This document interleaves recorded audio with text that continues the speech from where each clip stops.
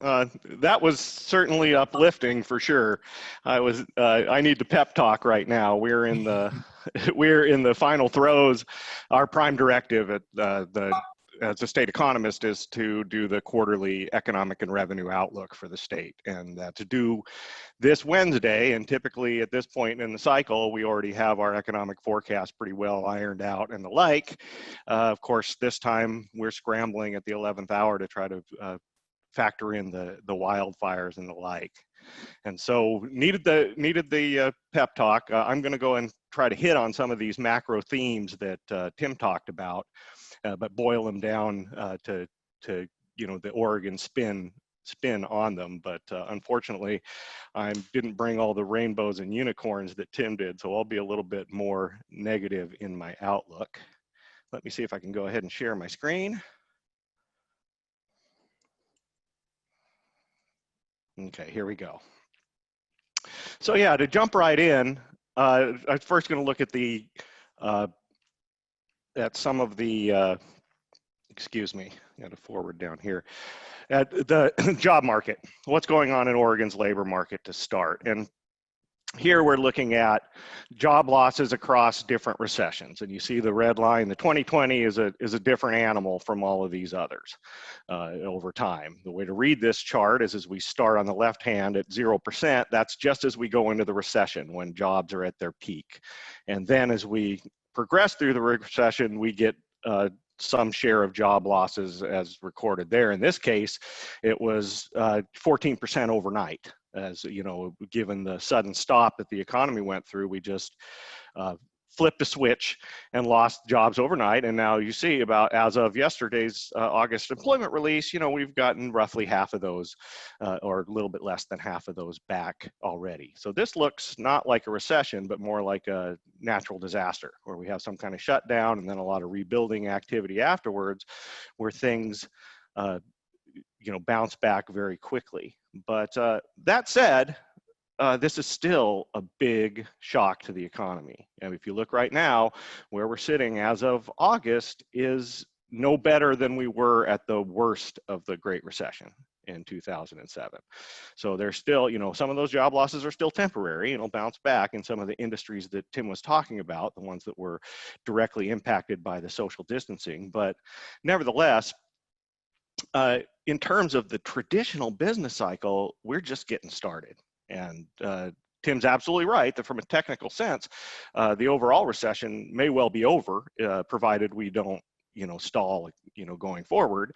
But that said, the real pain of this demand shock has yet to be felt, right? And so underneath these top line numbers, we have kind of a traditional recessionary dynamic. We don't know how big that is yet, because it is yet to play out. But we know the shock was big, and what it usually takes, as you see here, a couple of years before that translates into the full economic pain, right? It takes a while. When we had the Lehman event last time, and Lehman failed and wasn't bailed out, firms in Oregon didn't go out and fire everybody overnight. Of course not. Right. What happened is, they just, and there's still sales in the pipeline at first, but what happens after those events and people become more pessimistic about the future is then, well, the phone rings a little bit less going forward. And so that sales pipeline starts to slow down a little bit and your inventories start to build. And then at that point, maybe you cut back a little bit on the parts you order and cut back a little bit on the labor you hire. And that's when then the recession starts to play out, right? So if you cut back on your parts and labor, then the household that's working for you and your suppliers see a loss in sales, and you get into this negative cycle, which takes a while to fully play out. And so right now we're just kind of stepping into that, although it's being really obscured by what we're seeing at the top line. Whoops, sorry. I'm having trouble here with the forwarding. There we go. So here we're looking at the unemployment rate broken out into two parts to try to get at what's going on below the surface in terms of core unemployment. And as you see here, the top line, headline unemployment is coming down quickly. In August, we got down to 7.7, which is even below what we're seeing at the US at 8.5%. And as long as that light blue line continues to go down, that headline unemployment rate, Tim's right, we're not in a recession anymore. But that said, if you start looking at the more permanent or long-term damage of this core unemployment, which unfortunately has some marginally attached workers in the definition as well, but that's starting to creep up, and that likely will continue to go up, and that's a little bit of a concern because it seems to have a little bit of a broader footprint than the job losses we've had already, which have been predominantly in a lot of the low wage retail and service sectors and the like. That said, the last bullet point on this chart is no longer right. I pulled out some old bullet points as of August. Now core unemployment is rising about the same rate across the different educational levels of educational attainment. So, but that said, it is becoming more broad-based, and in August we saw job losses in some of our, higher wage industries, healthcare, professional business services, and the like.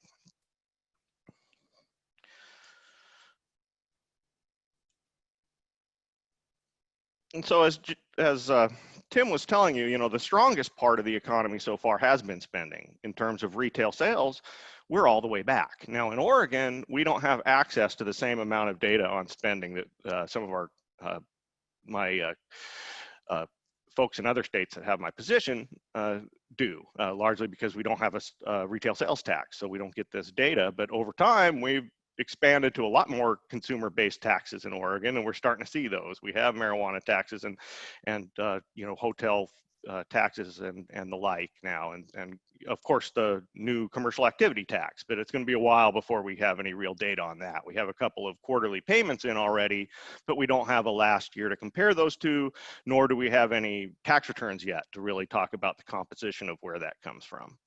But we do have some specific data in Oregon, and like I said, more and more, and one that we have now is the automobile privilege tax, which is doing great.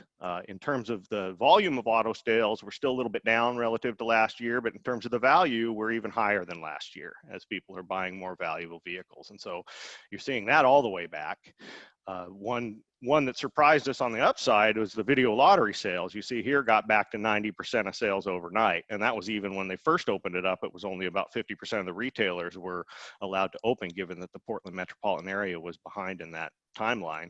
But so far so good. It's held up, still a 10% reduction over what we saw pre-pandemic, but a very quick rebound. Less so among the restaurants and bars that are housing the video lottery machines. You see here the reservations for the open table seated diners, only about 50% or so of the total of the pre-pandemic level, 50% or less in Oregon. You see we have the Oregon and the US numbers here have diverged a little bit in the most recent time period, and that might make sense given that we have the wildfire smoke and the rioting in Portland and the like, that maybe that's starting to weigh on the numbers a little bit.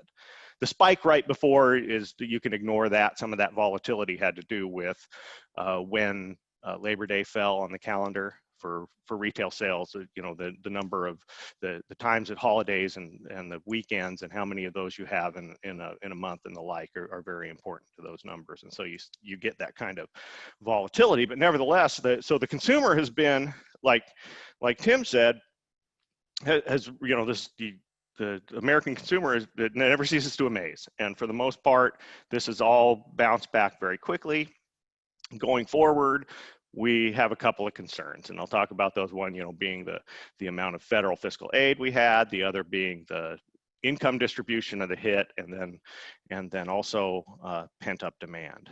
As Tim talked about, there's a lot of pent-up demand potentially still out there to push this spending. As he mentioned, savings rates on aggregate are way up, and that's because of higher income folks and a lot of households that were forced to save.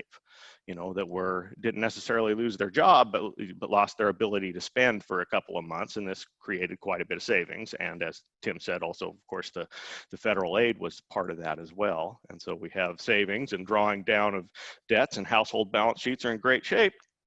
So we should, potentially continue to grow going forward. That can give us some momentum. But there's another part of pent-up demand that's helping right now that's going to go away. And that's really the shutdown timing kind of demand, where during the shutdown, my kid might have needed braces, or I might have needed to remove a tree from my yard, but couldn't get a permit from the city or the county to do so. And now that they've opened things back up, that kind of releases this flood of demand. And we've certainly seen that in a lot of our industries, the housing industry in particular. We know some of this surge is all catch up because we kind of interrupted the peak spring, summer sales season. And so some of that is getting, is catch up now. It's just hard to disentangle some of this, temporary pent up demand that's going to go away versus the more solid household balance sheets, which at least for high income folks should persist going forward. But for now, spending is certainly the most encouraging sign that we have out there in Oregon as well as the U.S. as a whole. So really, part of what's behind this, and part of the reason things have been less drastic than we thought, was just the huge scale of this federal aid has really, really been unprecedented. And trying to get at that here with this picture, looking at total personal income with and without transfer payments. Now, these transfer payments include a lot of things. Of course, the recovery rebate checks and the unemployment insurance is in here, and food stamps is in here, as well as other in-kind things like Medicaid and health services that are publicly provided.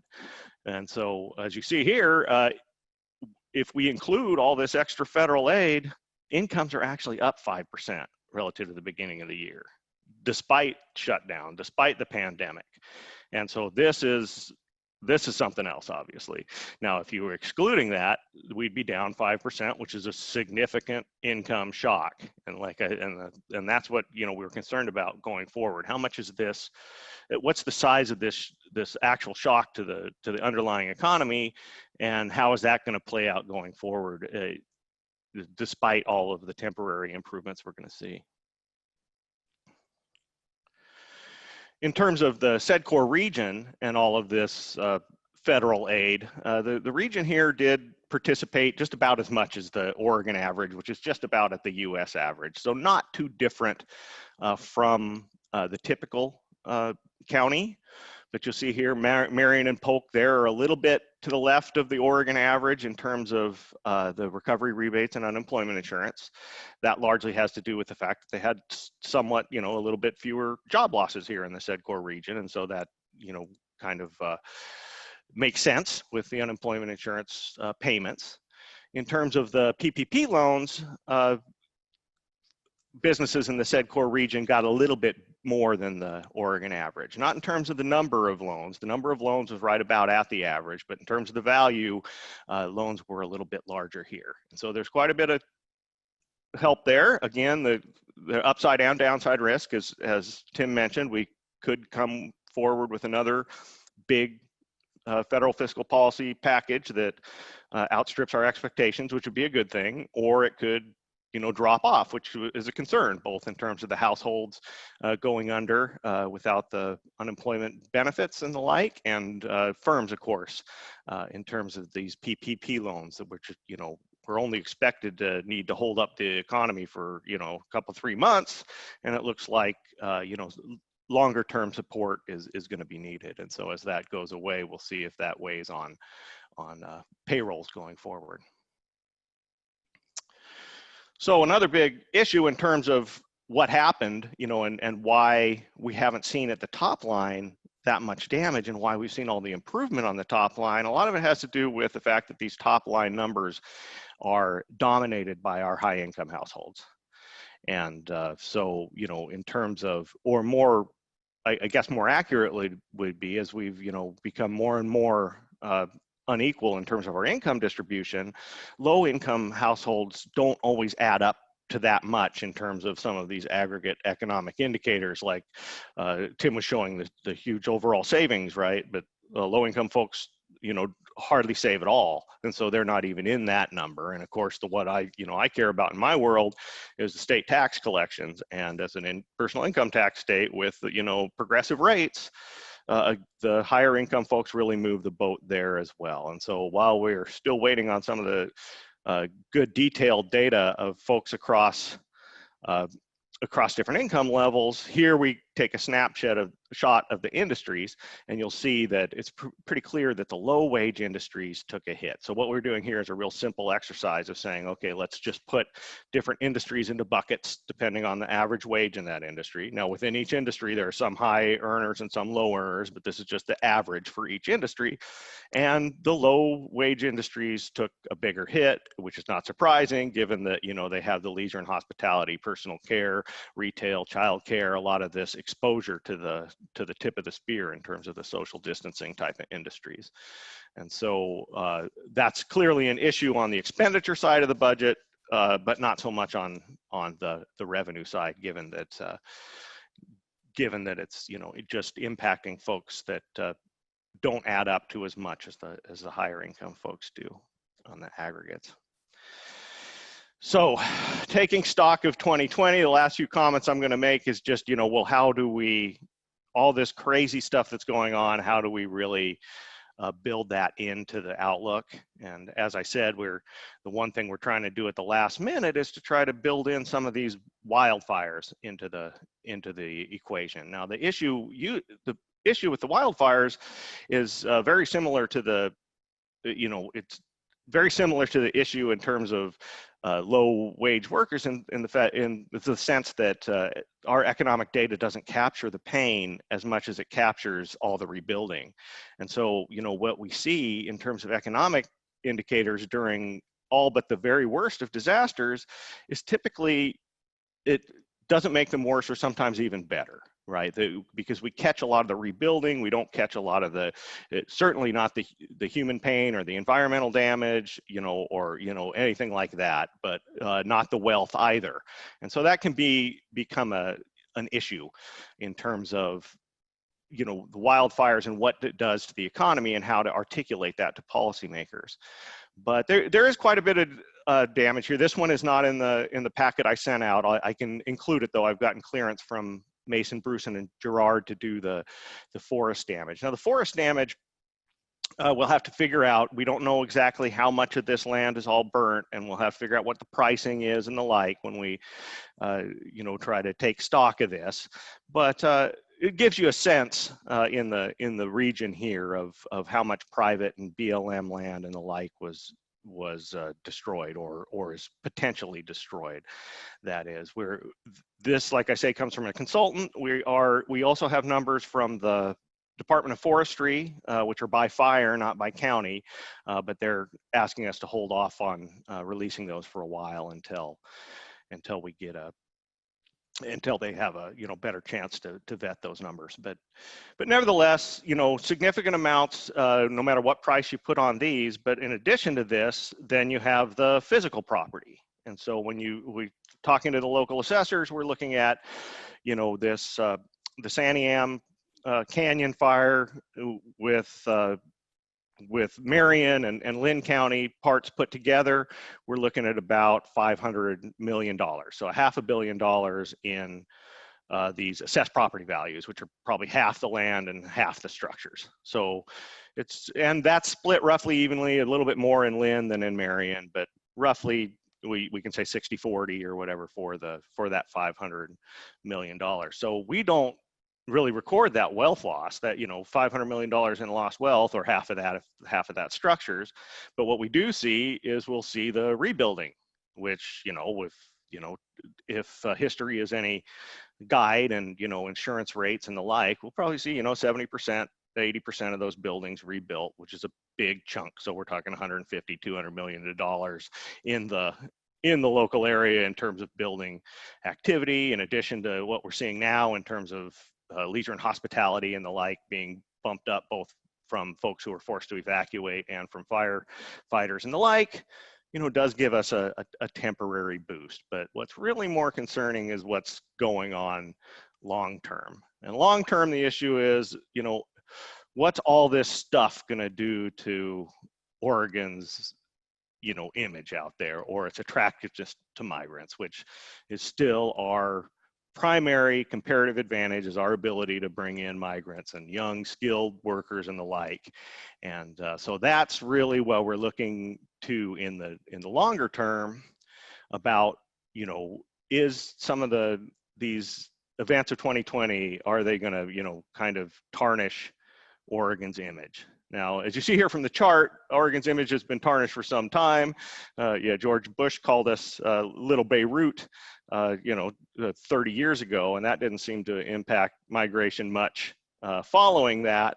But that said, we're getting a lot, a lot of bad press now. If you were somewhere in the Midwest watching TV, think of, well, what the heck's going on in Oregon, the worst air quality in the world. You're going to have some guy from Antifa throw a can of soup at you if you come here. We don't even have college football. Shoot, we don't even rake our leaves. And so, at this point, we're getting quite a bit of bad press and whatnot. And so to what extent will this affect migration going forward is still up in the air. So too is the nature of housing, whether or not the pandemic is going to change people's choices in terms of suburbs versus cities, urban, rural, and the like. And so this is still, really the big question going forward. But like I said, I will end on the one positive note that I did bring, although like I said, much more depressing than Tim. The one positive note is that we do have a regional advantage in working from home, which, arguably is something that we will see a shift toward going forward. And Oregon, as well as the rest of the Pacific Northwest, does really well on these estimates of both the amount of people working from home now and the potential share of people that can do so going forward. As you see here, Salem is above average in both of those factors. And a lot of that has to do with how nice it is here. Again, it dovetails into the quality of life. In the near term, working from home, when we shut down the economy, it was all about what occupation you're in and whether or not you had the technical ability to do it, right? Whether or not your industry or your occupation lent itself to that. But over the longer term, it's more about quality of life. The people who work from home in communities, it's all about quality of life, and that's why the Pacific Northwest always looks so good. And so from an economic development perspective, this is very encouraging because of what we see on the right-hand side. As we look at some of these the industries where we do have a high share of people working from home in the Salem area, art, design, business, finance, computer, math, and the like. These are not only good occupations in terms of they pay well, but they're also occupations you see here from that location quotient that are below 1, which means they're not very heavily represented in the Salem metropolitan area overall. And so this is a potential way to diversify the local economy going forward. So, never let a good pandemic go to waste. Here's your opportunity to grow going forward.